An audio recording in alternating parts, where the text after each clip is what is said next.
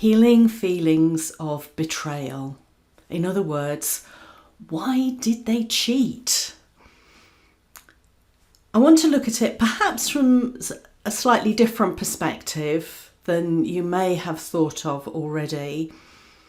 People who cheat are really looking externally for something that's missing within themselves, that they feel the relationship should give them and isn't giving them.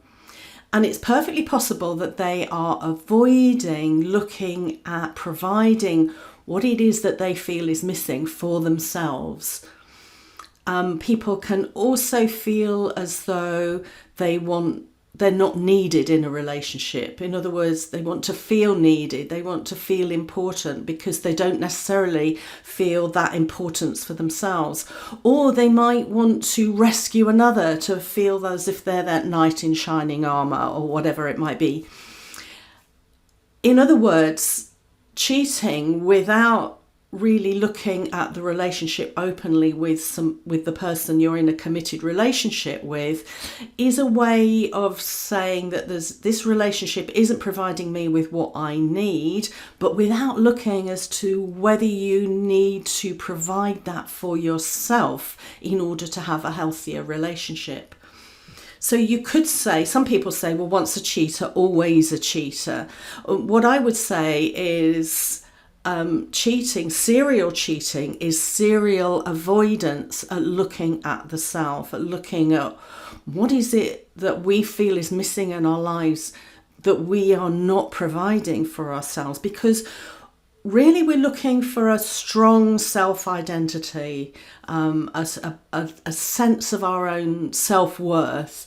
And if we're going to blame somebody else for our unhappiness, then we have to be absolutely certain that our own self-worth and self-identity is powerful and strong. So it's important to recognise as well,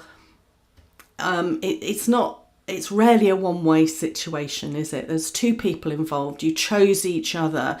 So the other aspect of healing those feelings of betrayal, blaming somebody else, is to take a really honest look at ourselves and make sure that we are somebody who values ourselves, that has a strong sense of self-identity, that we know our own value, because then neither party is going to want to if both people have a sense of strong identity, then they're not going to need to look externally for anything to fill that gap.